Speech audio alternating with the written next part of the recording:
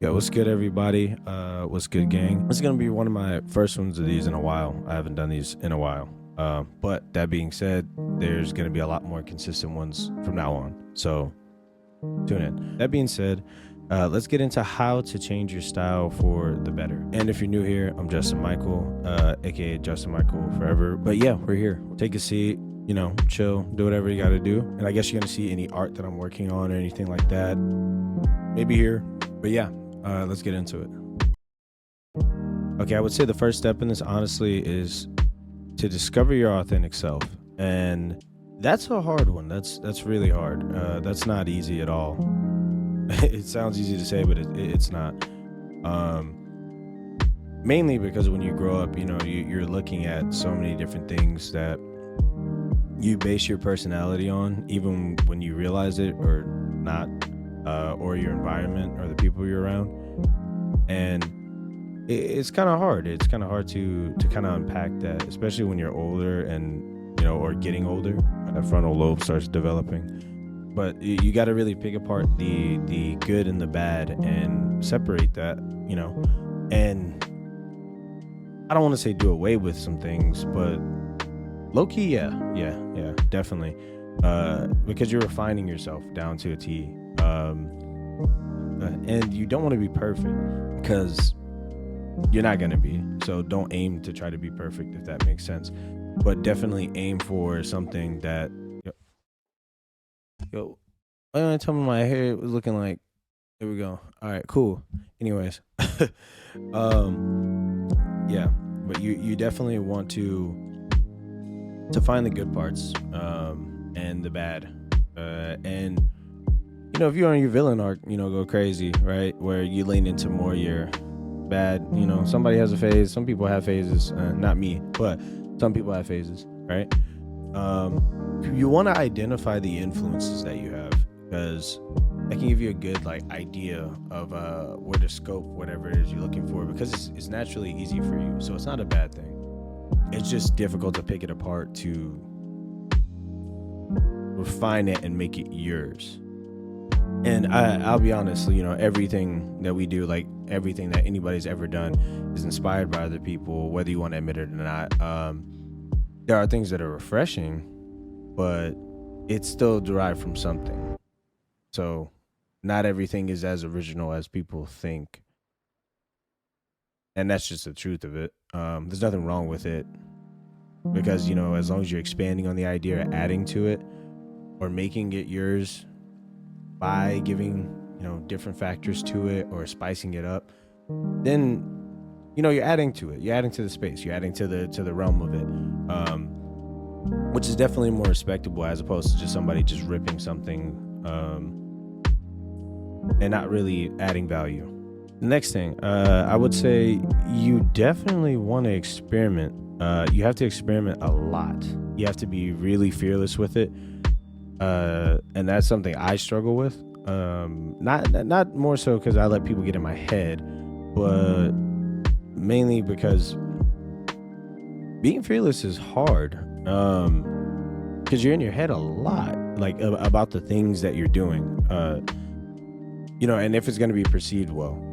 Even me doing this, I'm worried of how people are gonna see this whenever they see it, especially people I know, right? I don't care, and you have to not care, but it's still scary for sure, because it's not what you're used to. But that's the thing. It's like when you do something like that, you create these new thresholds. I would call them. You create these new points of beta testing what you can handle or what you can take. So when you get to a certain point of a new fear or a new level of fear that you're not sure if you can manage or whatever, you push past it every time. So it takes you even further. And then what you thought at the very beginning was something that was terrifying to do, or was a lot for you to take or process to do, ends up being a cakewalk. And you come out way stronger because of that. And it's not me just saying that just to sound like a whatever, a motivational woke speaker or something. I don't know. No, It's just the truth of it. Especially when you're doing this, you're building adaptations, and if you're not doing that, you're not refining yourself to be able to handle different scenarios, or to be able to build on the things that you want. Because if you can't take the challenges that come with that, then you're just going to fold in position. So the only person that you're going to hate is yourself, because you didn't try, or you didn't push yourself hard enough. And yeah, you only have yourself to blame. The next thing I definitely want to say is your confidence is key. That is the utmost, if not the most important, because if you're not confident in your work, then what are you doing? Why would you put something out and then you're afraid if somebody says, because I put out music here and there, and if somebody says, oh, this song is trash, or oh, like this art piece that you do is trash, or whatever, I don't care.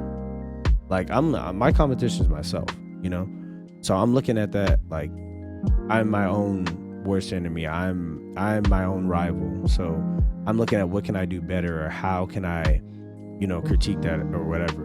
And I can listen to what other people say when they give feedback or constructive criticism, whether that's super negative or super positive in the way that it's said, whatever. But I can at least listen to that and go, okay, maybe I can tweak something here, as opposed to kind of strong arming directly what I want. So it allows me to really sit back and then break it down piece by piece to refine it and like optimize that to make that better for everybody else that is consuming it, but still staying true to the goal of what it is that I want and what I'm trying to do, or what I'm trying to achieve. And another thing, definitely, I want to say timing is everything.